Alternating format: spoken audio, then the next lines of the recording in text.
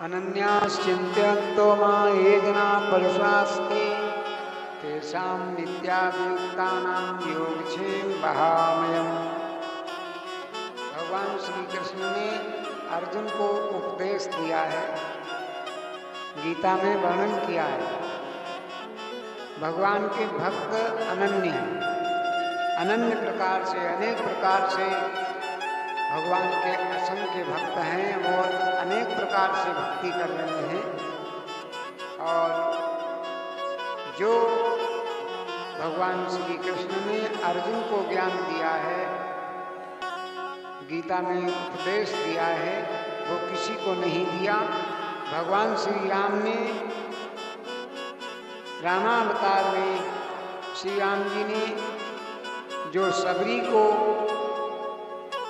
ज्ञान दिया है, नवधा भक्ति का ज्ञान, वो किसी को नहीं दिया। सबरी को कितनी भगवान की भक्ति थी, तो भक्ति अनेक प्रकार से, इसीलिए वर्णन करते हैं। स्वयं भगवान श्री कृष्ण जी कहते हैं अनन्याश्चिन्तयन्तो मां ये जना परिपास्ते तेषां नित्याभियुक्तानां योगक्षेम वहाम्यहम्। अनन्य प्रकार से अनन्य भक्त हमारी भक्ति करते हैं और हम योगक्षेम वहाम्यहम्। योग माने जिसकी प्राप्ति न हो सके उसे हम योग कहते हैं, यानी अप्राप्ति जो बड़ी ही कठिनता से प्राप्त हो उसे योग कहते हैं। और क्षेम माने जो कठिनता से प्राप्त होता है उसकी रक्षा करना, उसे हम क्षेम कहते हैं। तो भगवान कहते हैं हम ऐसे अपने भक्तों के योगक्षेम को वहन करते हैं। वहाम्यहम् के मतलब है बोझा ढोना।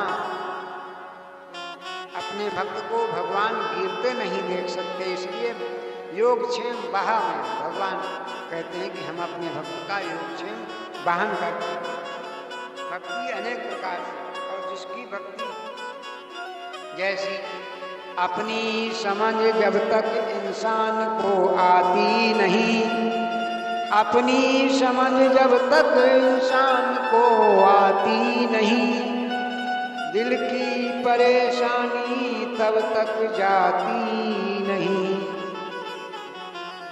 तो अपने ऊपर इंसान को अपने आप ही अपने ऊपर कृपा करनी होगी।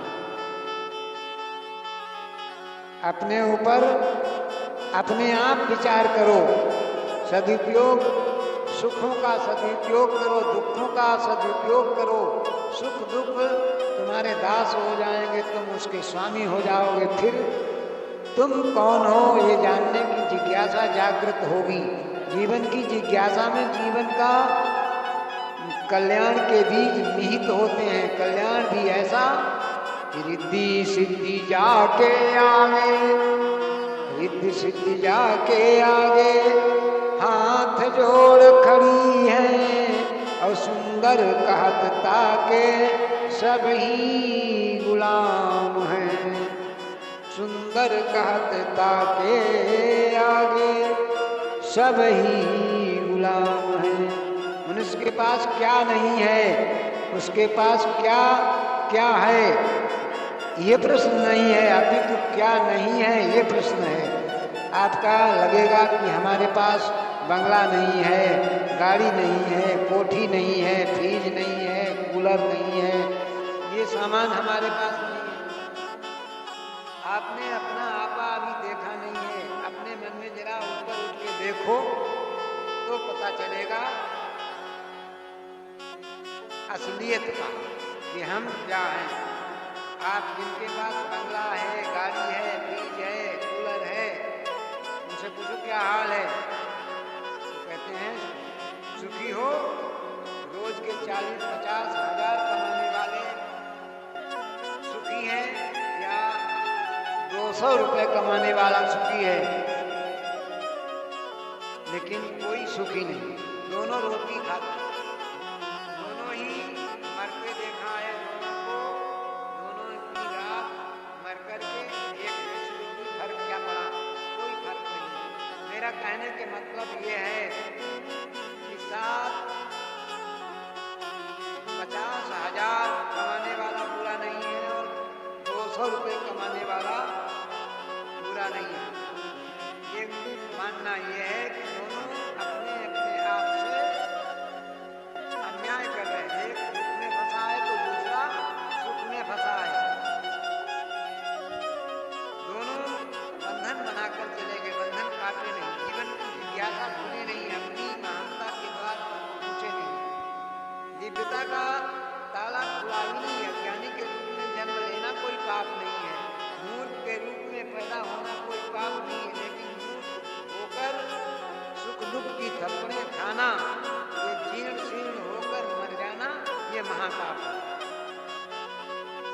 जो चीज मिलती है उसका सदुपयोग नहीं होता है तो दोबारा वो चीज नहीं मिलती।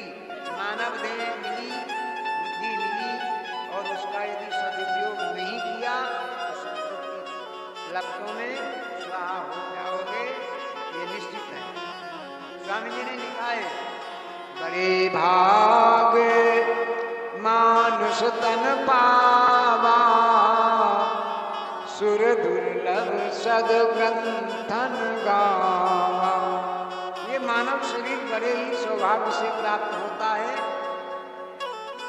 और जिसको देवता लोग तरसते हैं, देवता लोग विचार करते हैं भगवान हमें मानव योनि में एक बार भेज दे। क्यों? क्योंकि 84 लाख योनियां हैं, केवल एक मानव योनि ऐसी है जो अपने को बनाना जानती है, अपने संतान को बनाना जानती है। और सभी योनियां हैं वो भोग योनि है, उन्हें ज्ञान नहीं है।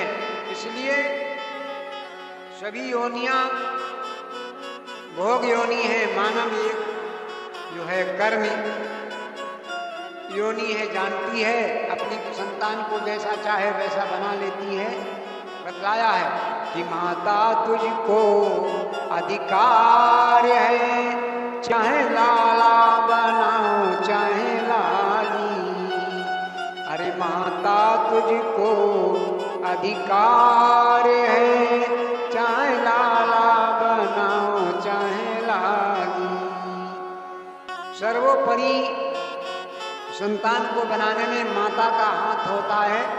माँ यदि चाहे बच्चे को जैसा चाहे वैसा ढाल सकती, वैसा बना सकती है। क्योंकि जिस समय गर्भ में हम आप होते हैं उस समय माँ जो कृत्य करती है बालक के ऊपर उसका प्रभाव होता है, उसी का वाइब्रेशन के अनुसार बच्चा पैदा होता है। और फिर माँ जैसी सीख देती है, जैसा संस्कार देती है, उसी संस्कार के साथ में वैसे ही संस्कार को बच्चा लेकर के आगे बढ़ता है।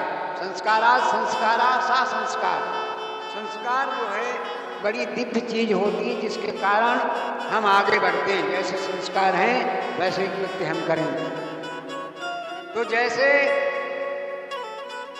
कुम्हार बर्तन बनाता है, मिट्टी के बर्तन कुम्हार बनाता है, तो उसे अधिकार है वो चाहे जैसा बर्तन बना दे, चाक पे रख करके मिट्टी घुमाता है और बना देता है।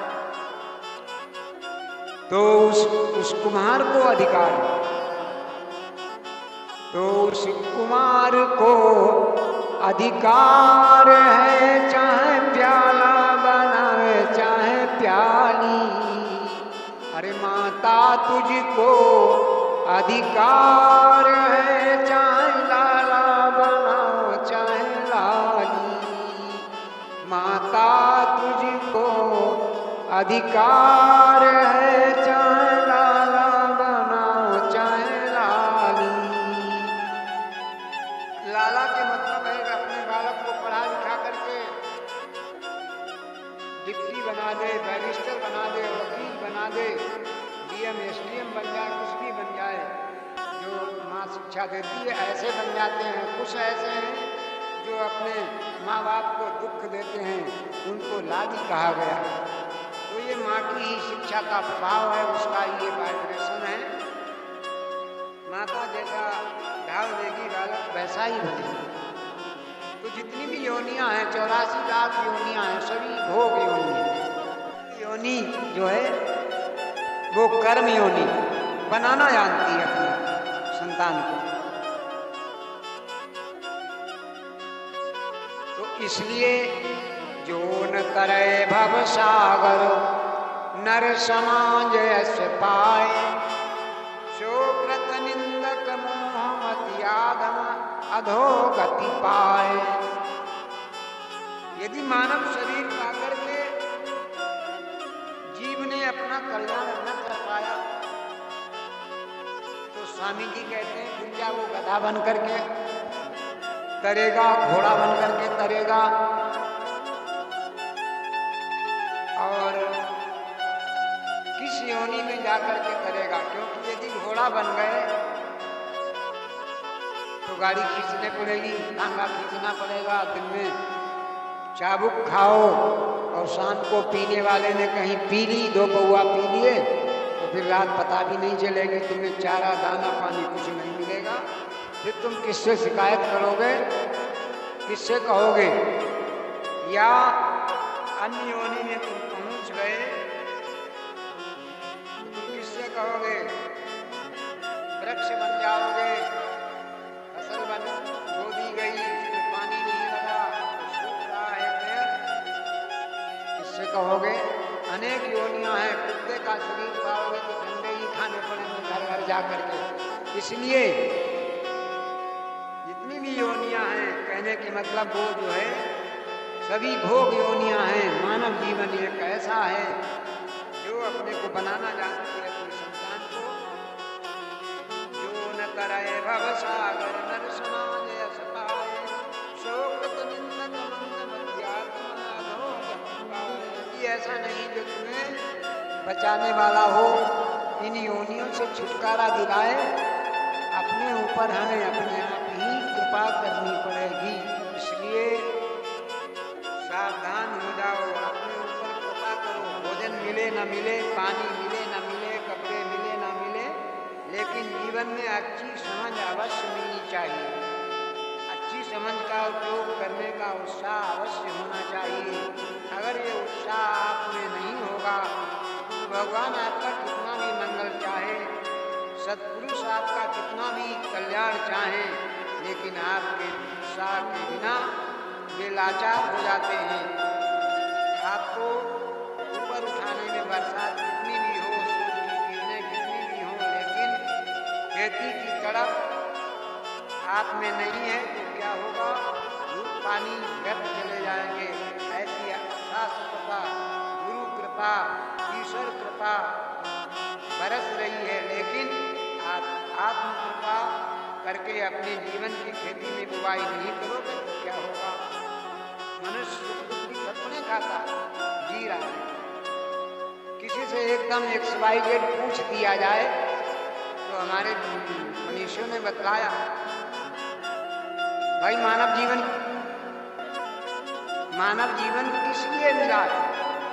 तो लिखता है, हमारे शायर लोग कह गए, बड़े बड़े मनीषियों ने वर्णन किया क्या कि एकदम किसी जवान से पूछो, किसी ने पूछा कि ये मानव जीवन किस लिए मिला है, तो जवान बोलता है, अंग्रेजी में राइटर लिखता है द यंग से, यंग माने जवान, से माने बोलना, द यंग से जवान बोलता है life is full of Joy, life is full of enjoy. जीवन जो है मजा लेने के लिए, वट वाइज से, वट माने लेकिन, वाइज माने बुद्धिमान बुजुर्ग, लाइफ इज फुल ऑफ सारो, लेकिन बुद्धिमान कहता है जीवन जो है दुखों का घर है, सारा जीवन दुख में। लेकिन फिर लिखता है life is not for Joy and not for सारो, ये जीवन जो है ना ही दुखों का घर है और ना ही मजा लेने के लिए है। फिर है किस लिए? भाई मानव जीवन फिर किस लिए मिला है? मानव जीवन किस लिए मिला है? Life is made for only God, जीवन केवल भगवान, गॉड माने भगवान, जीवन केवल भगवान के लिए मिला है। Life is made for only God, केवल भगवान के लिए। So for pray to God, इसलिए हमें भगवान की प्रे माने प्रार्थना करनी चाहिए।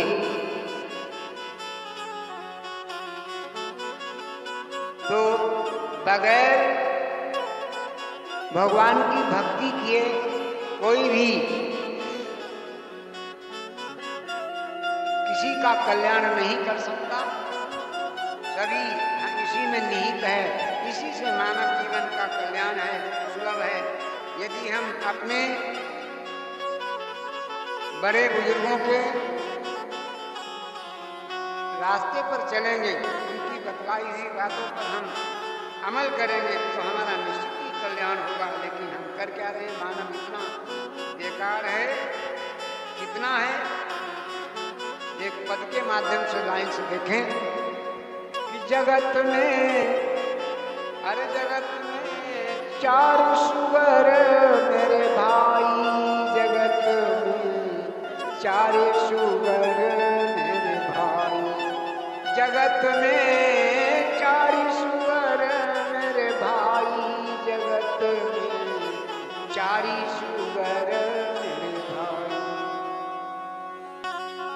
कैसे हैं? चार भाई, सुअर चार बता रहे। पहला सुनो, पहला सुअर मछली को जायो, पहला सुअर मछली को जायो, मछली का बच्चा कि जल की करे सफाई, अरे जल की करे सफाई, जगत में चारी सुअर मेरे भाई, जगत में चारी सुअर मेरे भाई, जगत में चारी सुअर मेरे भाई।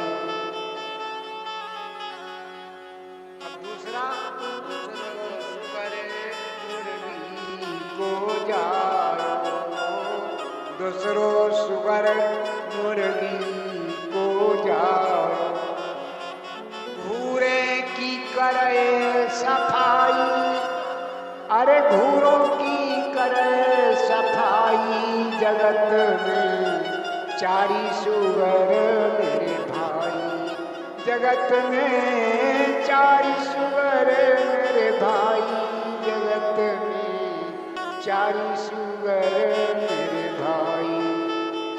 अब तीसरो सुअर, तीसरा कौन है? तीसरो सुअर सुअरी को जायो, सुअर का बच्चा, अरे तीसरो सुअर सुअरी को जायो, विष्टा की करे सफाई, विष्टा की करे सफाई, विष्टा की करे सफाई, जगत में चारी सुअर मेरे भाई, जगत में चारी सुअर मेरे भाई, जगत में चारी सुअर मेरे भाई। अब चौथा सुअर कौन है? ध्यान दें, चौथा सुअर मानुष को जायो, चौथा सुअर मानुष को जायो, तीनों की करे सफाई, तीनों को खा जाए, बकरी के बच्चों को भी खा जाए, सुअर के भी बच्चे को खा जाए, मुर्गी के भी बच्चे को खा जाए, और मछली को भी खा जाए, सबको खा जाए। तो चौथा सुअर मानुष को जाए, तीनों की करे सफाई, जगत में चारी सुअर मेरे भाई, जगत में चारी सुअर मेरे भाई, जगत में चारी सुअर मेरे भाई, जगत में चारी सुअर मेरे भाई, जगत में चारी सुअर मेरे भाई। इस प्रकार से मानव जीवन, मानव सोच ही नहीं रहा है।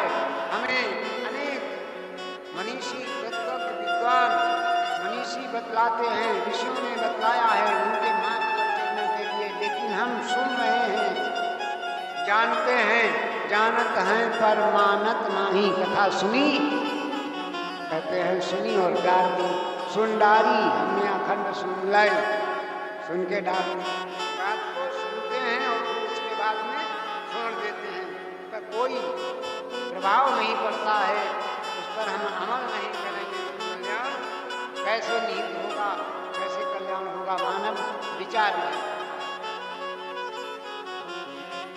बोलो सच्चिदानंद भगवान की जय।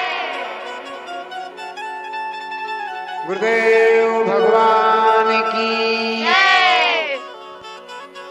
बोलो शंकर भगवान की जय। श्री हनुमान जी महाराज